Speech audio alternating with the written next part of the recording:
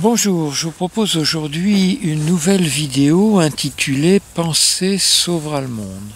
Alors pourquoi cette vidéo? Parce qu'il ne vous a pas échappé que nous sommes aujourd'hui confrontés à toutes sortes de problèmes, de difficultés gravissimes, de crises dans tous les secteurs d'activité humaine et nous sont proposées régulièrement toutes sortes de solutions politiques, économiques, juridiques, constitutionnelles, législatives, réglementaires, etc., sans jamais remettre en cause le fonctionnement même de l'être humain.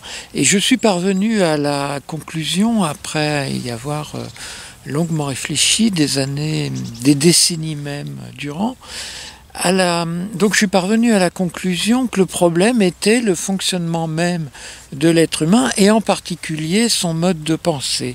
C'est-à-dire le fait que l'être humain ne sait pas, au final, parce qu'on ne le lui a jamais appris, se servir correctement de son organe de pensée. Disons qu'il pourrait faire beaucoup mieux. Il y a deux problèmes. Fondamentalement, il y a deux problèmes dans la pensée humaine qui fait que la pensée est généralement, au dire par exemple des sages orientaux, une activité parfaitement mécanique, parfaitement automatique, qui est le résultat d'influences d'une part émotionnelle, d'autre part idéologique. Alors j'en ai déjà beaucoup parlé dans ma vidéo sur l'art de penser, mais je crois utile d'y revenir. Alors premièrement, premier problème, la pensée émotionnelle, c'est-à-dire le fait de penser sous l'empire, sous l'emprise, sous l'influence d'une émotion. Je prends un exemple très simple, le problème de la guerre. Le problème de la guerre n'est possible que parce que l'être humain fonctionne sous l'empire de la haine. La haine contre l'ennemi, la haine contre une autre nation, contre un autre peuple. Et si l'être humain ne fonctionne pas de manière émotionnelle, alors il ne peut pas entrer en guerre. Et sans aller jusqu'à la question gravissime de la guerre, qui amène à transformer un honnête homme en assassin, en meurtrier, nous avons tous pu observer qu'à partir du moment où nous pensons émotionnellement, on pense de manière restreinte. On a une vision filtrée, une vision tout à fait restreinte du champ du réel. Et lorsqu'on prend le temps de se calmer, de s'intérioriser, de se mettre à l'écoute de son sentiment intérieur, de son cœur, de son être intérieur, alors on voit les choses de manière beaucoup plus large et beaucoup plus sage. Donc, fonctionner sous l'empire de l'émotion, que ce soit la haine, que ce soit la peur, le désespoir, la tristesse, la culpabilité, est une manière inappropriée de penser, c'est bien clair. Mais derrière tous les problèmes humains, on va trouver cette pensée émotionnelle. Et le deuxième problème, c'est la pensée idéologique. La pensée idéologique consiste, au lieu de penser véritablement par soi-même, elle consiste à répéter les dogmes, les croyances, les réponses toutes faites, d'une idéologie. Alors les idéologies, il y en a de différents types. Les idéologies les plus anciennes, les idéologies traditionnelles, ce sont bien évidemment les religions qui nous fournissent tout un ensemble de dogmes, de croyances, de prêt à penser. Mais il y a des idéologies plus récentes que sont les idéologies politiques, évidemment, je ne vais pas en dresser la liste, vous les connaissez aussi bien que moi.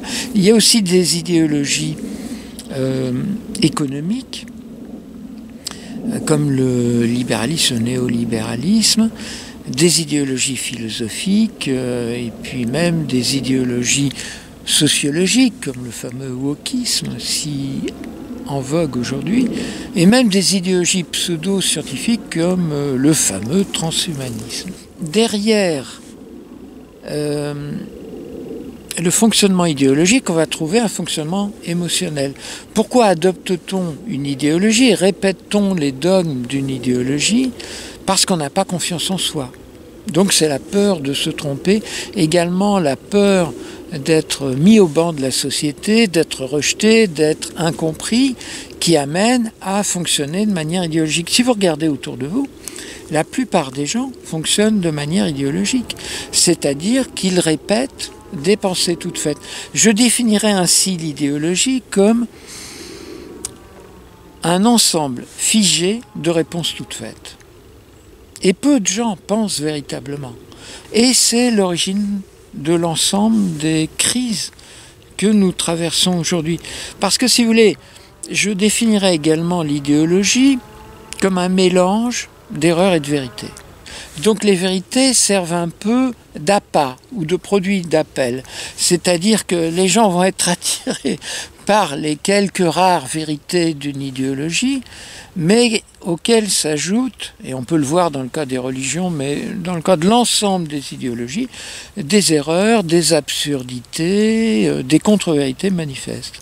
Mais les gens prennent tout pour deux raisons, par paresse intellectuelle et par peur de penser par soi-même, pour toutes les raisons que j'ai indiquées, peur d'être incompris, peur d'être mis au banc de la société, au banc du groupe auquel on appartient, parce que les groupes correspondent à des affiliations, à des adhésions idéologiques. Chaque idéologie génère son groupe. Et lorsqu'on fait partie d'un groupe social, c'est évidemment extrêmement angoissant que d'être mis au banc du groupe. Ce qui fait que peu de gens pensent véritablement, réfléchissent véritablement par eux-mêmes, parce qu'ils ont peur d'être incompris, rejetés, mis à l'écart. Pourtant, c'est la seule manière de résoudre les conflits, les problèmes, les difficultés auxquels nous sommes aujourd'hui confrontés. Imaginez une humanité nouvelle, une humanité véritable, où au lieu de fonctionner émotionnellement et au lieu de répéter les réponses toutes faites de l'autorité, des maîtres penseurs, des dogmes et des croyances en vogue, les êtres humains se mettraient d'abord à se calmer, à penser non plus émotionnellement mais calmement, et ensuite à se mettre à l'écoute de leurs sentiments, de leur être profond, de leur logique et de leur raisonnement, autant que de leur intuition et de leur inspiration profonde. Ce sera un monde complètement différent. Et c'est ce que j'appelle l'éveil de l'humanité, dont j'ai déjà parlé dans une autre vidéo. Voilà pourquoi je pense que c'est la pensée qui sauvera le monde, autrement dit, un autre fonctionnement humain. Et on peut rêver, pourquoi pas rêver, c'est rêver qui permet de changer les choses, de changer le monde. On peut imaginer qu'une contagion positive se produise à la surface de la Terre, à la surface du globe, et que de plus en plus de gens se mettent à penser véritablement.